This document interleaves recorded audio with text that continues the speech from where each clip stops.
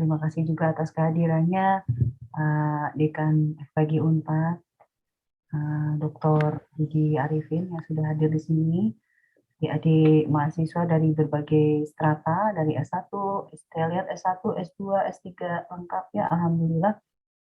Sebetulnya hari ini saya agak kurang sehat, agak panas dari semalam, tapi memang ternyata hadirnya itu memang banyak yang hadir, jadi tambah semangat ya. Ini agak keringetan juga, mohon maaf. Semoga abis ini baru PCR ya, semoga tidak ada apa-apa. Oke, ini saya mohon maaf kalau tidak menyebutkan satu persatu. Di sini juga ada staf dari FKG Tetangga ya, dari Injani, dari Maranatha, dari Medan, dari USU ada, saya lihat di chatroom. Mohon maaf Prof, Dok. Mohon izin saya menyampaikan beberapa perjalanan, mungkin ya perjalanan akademik terkait dental hipnosis ini. Terima kasih juga atas kesempatannya Bapak Dekan Sekolah Pasar Cendana beserta jajarannya atas kesempatan diberikan kepada saya mewakili tim hipnosis Unpad. Izin share screen ya, sebentar. Oke. Ya, sudah terlihat ya, Dedek?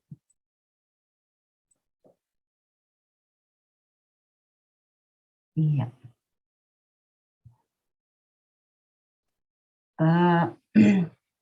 Siang hari ini kita akan bersama-sama sharing ya, kami sharing dan berdiskusi mengenai inovasi transdisiplin dental hipnosis terhadap kualitas pelayanan kesehatan gigi dan mulut di Indonesia.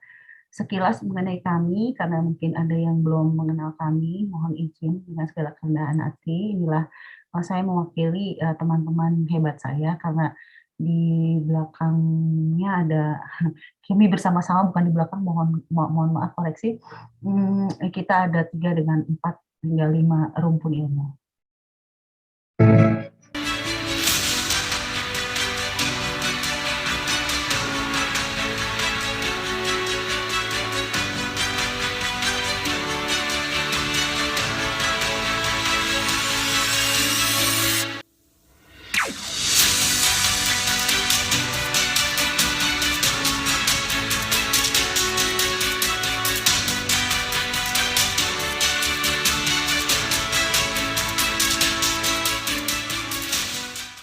Kolaborasi keilmuan dimulai tahun 2007 sebagai sahabat diskusi kritis keilmuan di Universitas Pajajaran. Mereka semua adalah dosen dan peneliti. Adalah Dian Ekawati, seorang linguis dari Prodi Sastra Jerman yang menjadi narahubung pertama dari pertemuan kolaborasi lintas keilmuan ini. Saat itu Gilang Yubiliana, seorang dokter gigi, mempunyai mimpi ingin mengkuantitatifkan proses dental hipnosis yang juga merupakan rencana riset program doktornya. Gilang Yubiliana bertemu dengan Nani Damayanti tahun 2011. Ia seorang linguis dari Prodi Sastra Indonesia Unpad, lulusan program doktor Universiti Kebangsaan Malaysia. Nani berhasil menemukan pola pragmatik pada terapi dental hipnosis ketika Gilang Yubiliana menempuh riset program doktor 2016. Pada tahun 2014, Gilang Yubiliana bertemu dengan Andri, seorang fisikawan yang sedang studi S3 di Prancis. Melalui dunia maya berdiskusi terkait proses dental hipnosis dalam perspektif fisikawan. Selanjutnya Gilang dipertemukan dengan Aulia melalui Jimmy tahun 2015. Aulia seorang medikal psikologi pertama di Indonesia, lulusan program doktor University of Amsterdam. Debut pertama di panggung akademik pada tahun 2016 dengan terselenggarakannya 5 cabang ilmu bahas hipnosis secara ilmiah di Balai Sawala, Kampus Unpad, Jatinangor. Proses panjang bersama-sama menghasilkan terpublikasikannya beberapa artikel baik nasional maupun internasional. menjadi pembicara di skala internasional, dan beberapa produk area hipnosis, khususnya dental hipnosis, yang telah terdaftar di Hak Kekayaan Intelektual Republik Indonesia dengan nilai kebaruan pertama di Indonesia. Melalui riset program Dr. Gilang Widyana juga menghasilkan model yang menjadi acuan awal pengembangan riset kolaborasi ini, seperti uji kuantitatif respon biofeedback otak terhadap proses hipnosis. Kedua, karakterisasi suara yang dapat menginduksi kondisi hipnosis. Yang ketiga, merancang sistem instrumentasi pemantau atau penginduksi hipnosis. Riset ini kemudian didukung oleh UNPAD melalui dana hibah internal UNPAD sejak tahun 2019. Slogan mereka, kami mencari ilmu, ilmu menemukan kami, dan kami dipertemukan. Karena kami tak mampu kalau menguasai segalanya. Era rivalitas sudah berlalu. Kami harus banyak belajar untuk rendah hati, untuk saling berkolaborasi. Unpad ngahiji, unpad kahiji.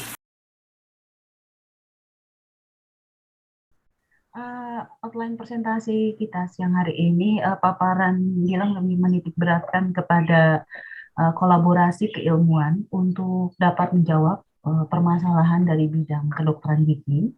Lalu yang kedua, perjalanan keilmuan hingga proses menghilirisasikan atau menghilirisasikan tuh menjadi kecil gitu ya, salah satu produk riset kami. Lalu peran teamwork sangat penting. Alhamdulillah saya sangat senang sekali menjadi energi besar karena yang hadir di sini banyak adik-adik mahasiswa ya, karena masa depan tuh adanya di tangan kalian lah semuanya. Oke, terima kasih atas kehadirannya. Uh, ini adalah judul yang diberikan oleh Kang Dekan Sekolah Pasca Sarjana, inovasi katanya ya. Sehingga kita berpikir apa sih inovasi itu ya gitu ya. Bila kita merujuk kepada Kamus Besar Bahasa Indonesia, inovasi itu yang berbeda dari yang sudah ada atau yang sudah dikenal sebelumnya. Baik penemuan itu dapat berupa gagasan, metode, ataupun alat ya. Lalu transdisiplin. Di sini kita di judul tadi ada kalimat inovasi dan transdisiplin. Apa sih transdisiplin gitu ya? Nah, transdisiplin ini merupakan pendekatan kolektif yang memanfaatkan pengetahuan dan kemampuan analisis kita sebagai manusia dalam memahami sebuah sistem yang lebih besar dan kompleks. Makna pentingnya transdisiplin adalah merupakan proses integrasi, jadi mengintegrasikan dari multidisipliner, jadi berbagai macam ilmu yang digunakan untuk membahas isu atau menghadapi permasalahan. Jadi masalahnya apa di sini gitu ya? Masalahnya adalah ansietas dental. Buat kami di bidang kedokteran gigi atau adik-adik mahasiswa kedokteran gigi nanti akan sangat sering menghadapi pasien yang memang takut untuk datang ke dokter gigi. Atau jangan-jangan adik-adik pun salah satunya ada yang memang takut untuk datang ke dokter gigi. Mengapa itu masalah besar? Karena segala keterampilan klinis yang dimiliki oleh seorang dokter gigi tidak akan ada artinya maupun jago nambal ya. Kita ketahui kan Kang Dekani jago nambal nih, konservasi atau jago cabut, jago apapun ya. Tapi pasiennya nggak mau buka mulut. Akhirnya nggak ada gunanya ya kemampuan kita dalam bidang klinis ini. Oke. Hipnosis ya, seperti yang kita ketahui bersama bahwa hipnosis itu atau dental hipnosis merupakan salah satu pendekatan non farmakologi. Jadi dia hanya bersifat pendekatan, bukan obat ya. Tetap saja masalah giginya bermasalah gitu ya. Jadi itu adalah merupakan pendekatan non farmakologi, salah satunya itu yang mengadopsi konsep biopsikososial. Ya, nanti di browsing lagi, di googling lagi apa sih biopsikososial itu gitu ya. Nah, dental hipnosis pun merupakan kegiatan berkomunikasi secara tersistem yang dilakukan oleh kita sebagai profesional dokter gigi. Nah, ada komunikasi yang tersistem ya kepada pasien dengan tujuan membawa taraf kesadaran pasien menjadi setara dengan alam bawah sadarnya melalui sugesti yang akan membuat pasien jauh lebih rileks. Tujuannya adalah membawa pasien jauh lebih rileks dan kita berkomunikasinya sudah pakai strategi gitu, nggak hanya asal komunikasi saja.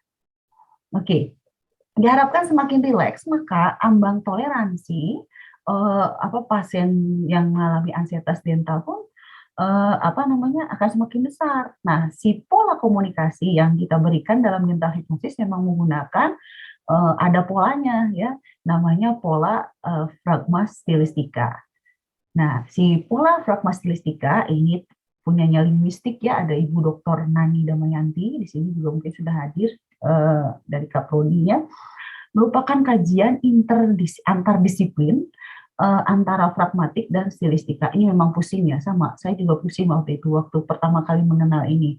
Tapi tidak usah dibikin pusing karena memang ada yang mengkajinya. Itulah enaknya ya. Jadi kita punya banyak teman sehingga kita bisa bagi-bagi tugas. Oke. Nah, pragmatik tadi katanya mengacu pada pemakaian bahasa dalam konteks situasi. Jadi kalau kita menggunakan bahasa harus sesuai dengan konteks situasinya apa. Lalu stilistika mengacu kepada pemakaian bahasa dalam suatu tuturan tadi. Sehingga katanya ya, analisis dari dental hipnosis ini dalam perspektif keilmuan merupakan suplemen dari pengobatan gigi dan mulut tadi ya, bahwa taraf kesadaran pasien setara dengan alam bawah sadarnya. Oke, secara filosofi memang keberadaan ilmu dental hipnosis ini melibatkan multidisiplin. Jadi kita nggak bisa mengkaji hipnosis satu perspektif ilmu saja. Sehingga kalau saya kemana-mana nih minta bicara hipnosis, pasti 5 rumpun ilmu tuh teman-teman saya pasti ke bawah lagi, ke embed gitu ya, bahasa anak saya, atau ke mention ya. Karena tadi ada berapa ilmu di sana, ada ilmu komunikasi kesehatan, ada perilaku. Nah, kebetulan lagi belajar mungkin ya mahasiswa di blog ini gitu ya saat ini. Lalu ada faal, ada anatomi, ada neurologi, ada linguistik tentunya, ada psikologi medik ya, psikologinya khusus untuk medik ya. Lalu ada fisika medik, dengan terlibatnya beberapa aspek ilmu social science. Jadi udah nggak nyaman ya kita sebagai dokter yang bergerak di bidang ilmu, pasti itu harus mempelajari ilmu social science.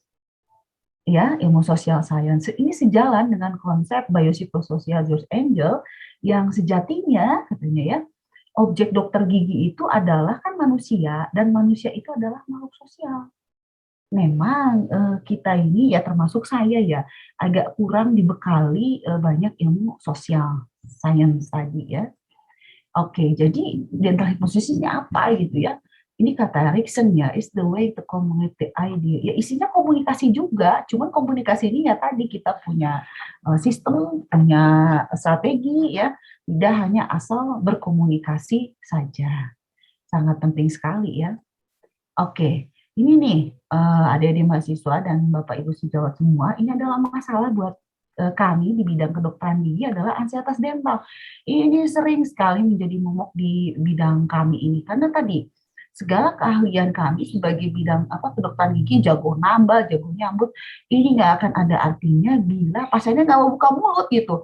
Kadang aduh eh, waktu ini habis untuk kalau kata Sunda mah menenangkan atau ngerayu ya pasien asal mau untuk membuka mulutnya ya.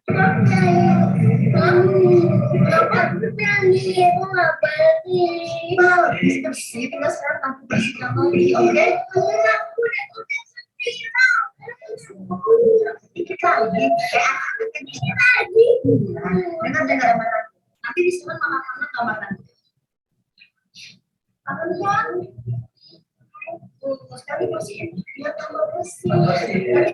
Ya, adik-adik semua, masalah ini selalu berulang ya, dan what's next gitu ya masalahnya kalau sudah berulang seperti ini gitu ya.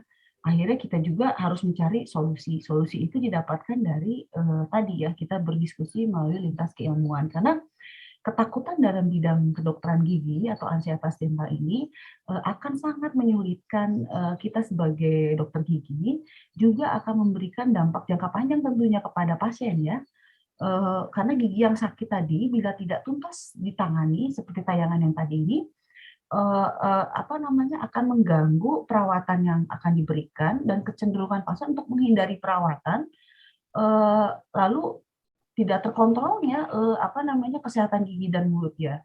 Salah satu studi epidemiologi menyatakan bahwa terdapat hubungan ya antara kecemasan dental ini dengan status kesehatan gigi dan mulut. Jadi seseorang dengan kecemasan dental cenderung memiliki kesehatan gigi dan mulut yang buruk ya dari seseorang yang tidak memiliki ansietas dental tentunya. At least ketika saya masuk sekolah S3 tadi, yang pertama saya buat di bawah arahan promotor dan kopromotor timnya almarhum Prof. Eki Surya Sumantri, itu membuat yang namanya fishbone ya. Adik-adik mahasiswa mungkin apaan nih dok katanya ya, barang apaan ini. Jadi ini tuh seperti peta jalan ya, peta pemikiran atau mind map gitu ya. Kita nih mau ngapain gitu ya dengan riset ini. Pasti kalau ngeriset ini pasti akan kita berusaha untuk menjawab suatu masalah ya. Kalau bisa dijawab ya untuk apa di riset ya.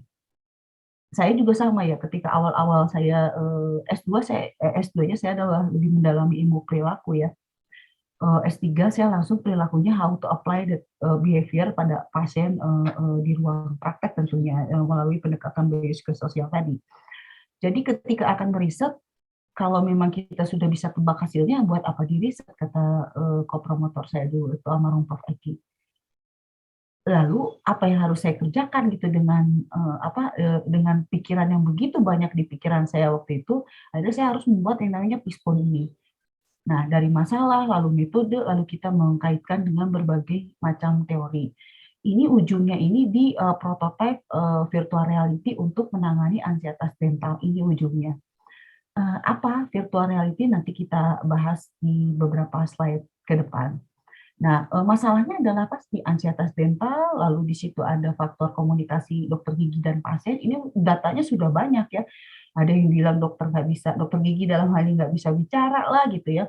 Sehingga kita juga menelaah lebih dalam, ada apa dengan komunikasi dokter gigi dan pasien ini atau dokter dengan pasien ini gitu yang berujung pada masalah tindakan misalnya pasien komplain ya atau tidak merasa tidak terpuaskan dengan pelayanan kita, padahal jelas-jelas kalau komunikasi kita tidak baik ya pasien ini kan membeli jasa kita ya, akhirnya pasiennya pindah gitu ke tetangga sebelah atau ke dokter gigi tetangga yang lain.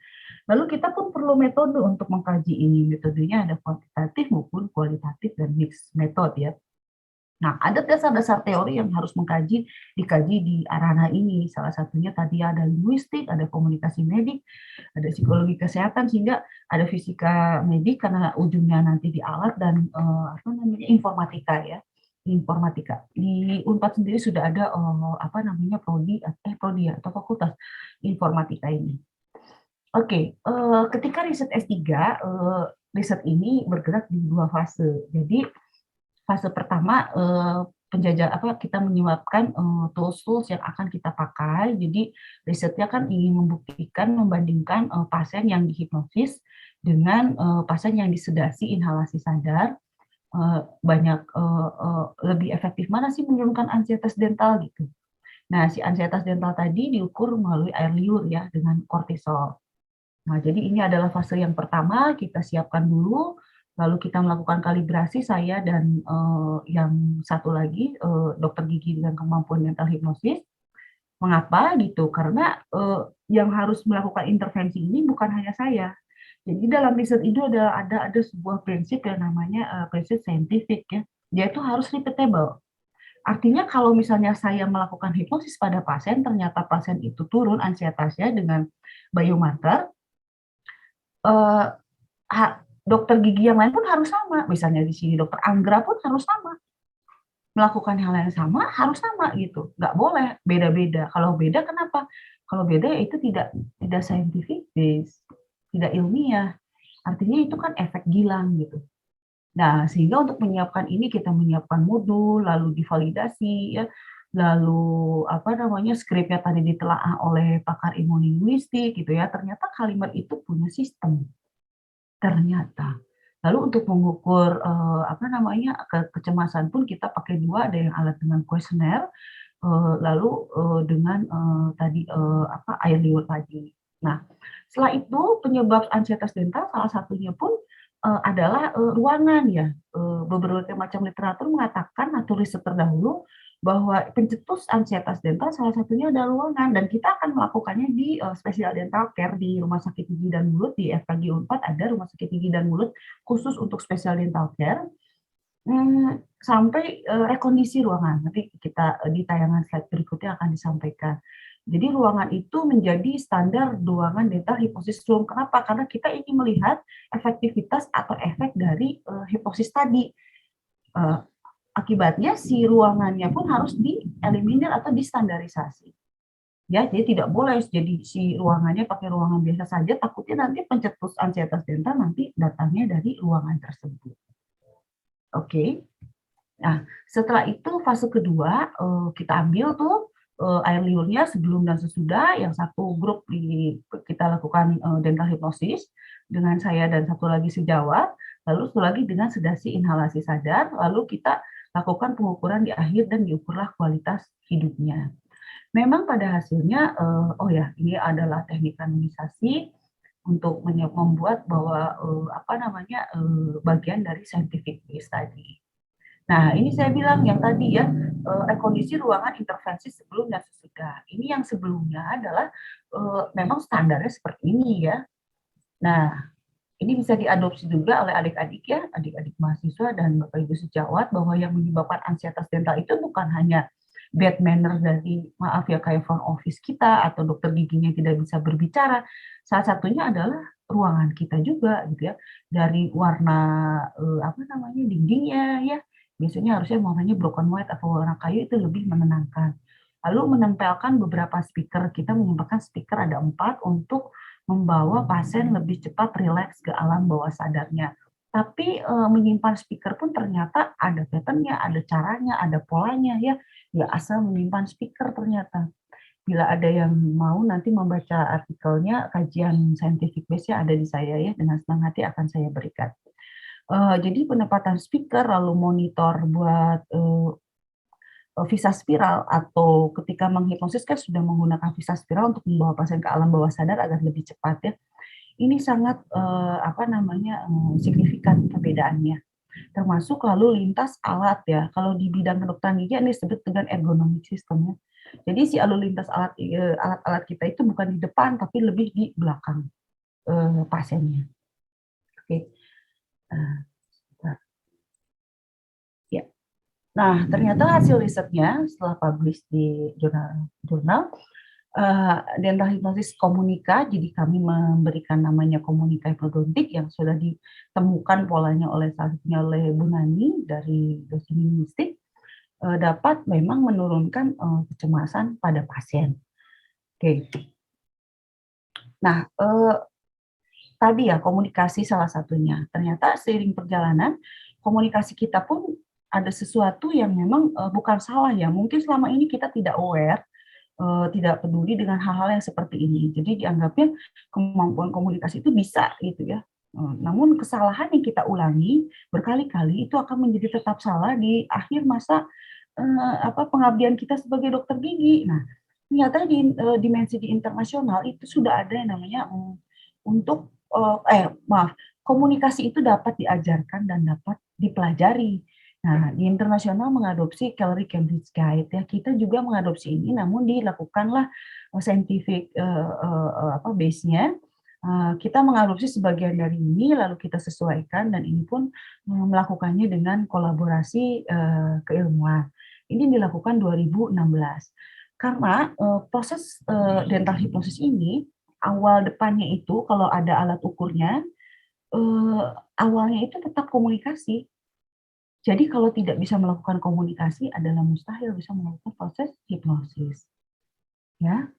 Nah, ini yang disebut dengan tadi alat ukur untuk mengukur kemampuan komunikasi dokter gigi dan pasien. Jadi kalau menggunakan si alat ukur ini, insya Allah ya aman-aman saja gitu loh. Proses komunikasi kita sudah mengadopsi tadi ya kesepakatan dan kesepahaman dan lain sebagainya.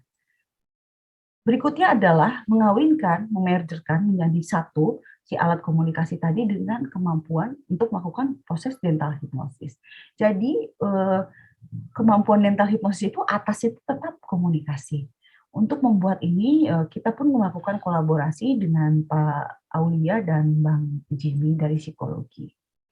Nah, dari bidang bahasa atau linguistik, tadi yang dental hipnosis tadi, apa sih yang akan jadi goalnya gitu? Goalnya adalah ada struktur kebahasaan. Jadi bahasa itu punya struktur dalam praktek bidang hipnosis menjadi alat penyampaian sugesti sehingga hasilnya ansietasnya menurun. Jadi ketika kita melakukan komunikasi, ini dikaji oleh Bu Nani dan tim, ada sesuatu ya, ada fonologi katanya, ada wacana, lalu dilihatlah polanya sampai seperti itu ya. Kadang saya pun kaget ya, kok bisa sampai seperti ini gitu ya. Tapi memang itulah esensi dari kita meneliti ya. Karena kalau memang udah tahu jawabannya, ya buat apa kita teliti. Nah, ini adalah komunika hipnotik yang sama Bu Nani itu ternyata sudah ada pola dan pattern-nya. Ini akan kita pindahkan menjadi sebuah alat yang namanya VR, bayangkan. Saya pun kaget ya, kok bisa jadi VR ya gitu ya. Nah, si alat tadi, VR tadi digawangi atau dimotori oleh Pak Andri dari fisika, mungkin juga hadir di sini, Kang Andri. Nah, ini roadmap riset beliau sehingga 2025 ya. Jadi nanti akan insya Allah akan lahir namanya hipnosis monitoring dan stimulus device. Ini mengintegrasikan hipnosis stimulus dengan brainwave response katanya. Jadi nanti karena kita tadi judulnya ya untuk meningkatkan pelayanan kesehatan gigi dan mulut di Indonesia, artinya kalau kita untuk melakukan melatih orang untuk melakukan hipnosis kan perlu banyak SDM pertama ya. Lalu jangan-jangan kita sudah melatih juga kualitasnya berbeda dan pasti mahal sekali gitu. Sementara yang ansietas ini Sabang sampai Merauke loh. Ya, dari Sabang sampai Merauke. Akhirnya kalau misalnya begitu, ketercapaian untuk meningkatkan pelayanan kesehatan gigi dan mulut nggak akan tercapai. Seberapa banyak kita harus melatih dokter gigi untuk bisa melakukan proses hipnosis, itu pun kalau sama hasilnya, pasti akan ada bias ya, berbeda-beda. Nah, alat ini yang akan menjawab. Saat ini posisinya masih dalam kelayakan itu masih TKT 4 ya.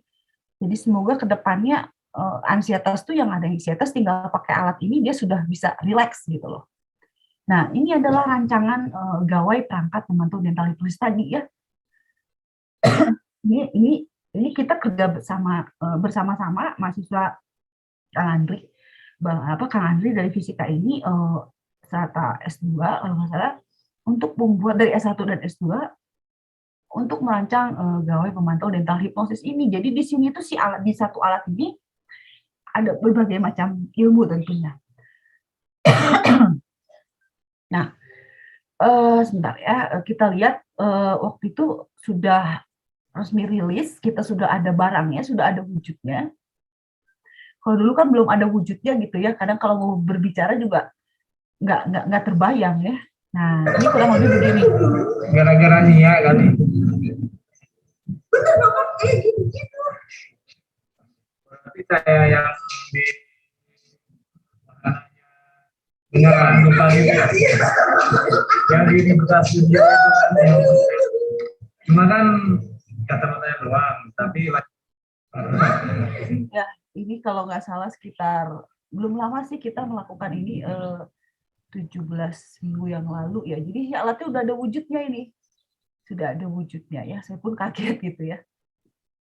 Nah, berikutnya adalah ini adalah rekam highlight saja bahwa kadang saya ada di fisika ya, kadang saya ada di psikologi, kadang saya ada di linguistik. Jadi memang menyenangkan ya. Kenapa menyenangkan? Karena tadi ya kita ingin mencari jawaban atas pertanyaan gitu. Oke. Ini adalah di fisika sebelum pandemi tentunya. Di lab fisika ya. Guys, kita lagi riset. Ini tim risetnya, student fisika. Kita akan mengukur gelombang saat dilakukan proses hipnosis. Nah, ini ininya nih. Oh, ini. Nah, ini. Nanti direkam di sini ada ini. Nah, kurang lebih begitu, guys. Nah, Oh, sorry. Relax atau enggak? Jadi Bentar, sebentar. Ini menyenangkan sekali. Kenapa saya bilang menyenangkan? Ya karena tadi ya kita mencari, kalau kata bahasa anak sekarang kepo ya. Ini kenapa kok bisa begini ya? Tapi ya itu jadinya tantangannya adalah eh, setiap ada pertanyaan baru kita pun harus mau berpikir untuk mencari ini apa ya gitu ya. Jadi relax atau enggak? Jadi cara lainnya adalah dengan mengamati indikator lampu ini. Diamati ini nyalanya berapa detik, terus matinya berapa detik, terus kenyala lagi berapa detik. Kalau nyala artinya relax. Kondisi pasien relaksasi, relax. Tapi ketika ya terhipnosis, tapi ketika ini mati, itu kondisinya misalkan lagi relax, terus tiba-tiba keinget apa gitu. Nah, jadi ketika proses hipnosis pun kita ukur ya, proses hipnosis ini betul nggak sih gelombangnya itu turun gitu ya. Nah, yang ini lebih menarik lagi, kenapa ini dilakukan oleh mahasiswa FKG Unpad loh. Saat proses hipnosis, kita bekerja sama dengan salah satu lab terkemuka di Bandung, diukur dan dibuatlah pemetaannya. Oke, jadi ada pemetaannya saat proses hipnosis. Ini dilakukan oleh mahasiswa FKG, ya keren banget lah gitu, karena bukan hal yang mudah ya untuk bisa menjalankan ini.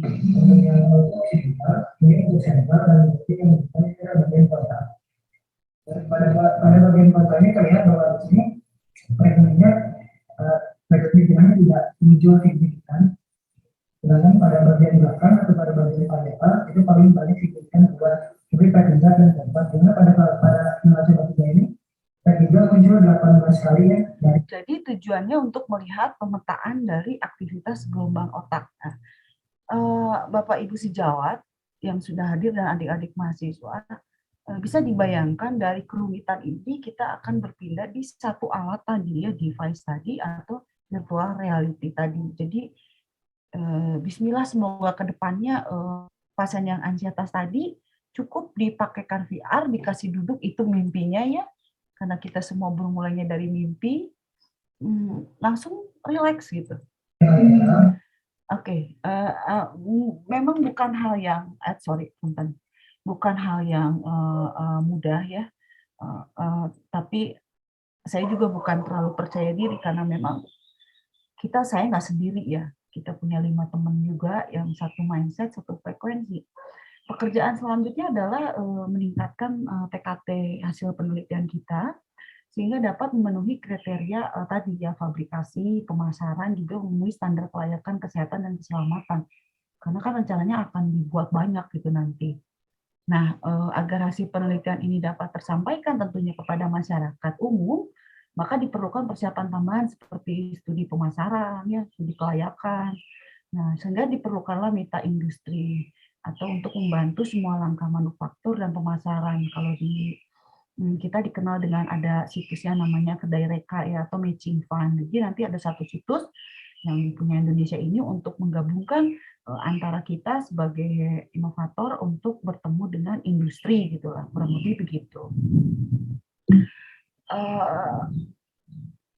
Ya, ini adalah sebagian dari kami karena memang motonya itu kami mencari ilmu, ilmu memang menemukan kami dan ilmu melindungi kami. Ini tahun 2020 di Lab Fisika sebelum pandemi ya. Dengan pandemi ini memang beberapa riset kami harus terhenti karena memang sebagian besar kan riset kami harus action di lapangan ya. Namun hikmahnya banyak juga hikmahnya. Salah satunya adalah tadi ya, lahirnya Kedai Reka ya, lalu lahirnya orang bisa berpikir lebih multidisipliner karena ternyata ketika pandemi seperti mengutip kata Pak Presiden, dia perlu solusi gitu. Solusinya apa gitu? Jadi riset yang banyak itu bukan hanya sekedar menulis artikel lalu terindeks Scopus gitu, tapi mana sih wujudnya gitu, kurang lebih begitu. Itu salah satu hikmah pandemi yang kami memang bersyukur akan itu. Ini mungkin diperlukan untuk mengeksplor lebih dalam, terutama adik-adik mahasiswa, dari berbagai macam strata, saya saya sangat concern dengan adik-adik mahasiswa karena memang masa depan ada di langkah adik-adik semua ya. Jadi tinggal dieksplor di berbagai macam tautan berikut ini. Semoga dapat bermanfaat dan tentu bisa lebih hebat dari kami ya, karena memang apa yang kami lakukan awalnya juga dari angan-angan ya, atau misalnya mimpi ya. Kami punya mimpi, kami tanda petik mungkin terkesan apa sih gitu ya, kayak yang ngawang-ngawang nggak jelas gitu ya. Tapi memang selagi kita yakin akan itu ya, go ahead, maju terus. Ya,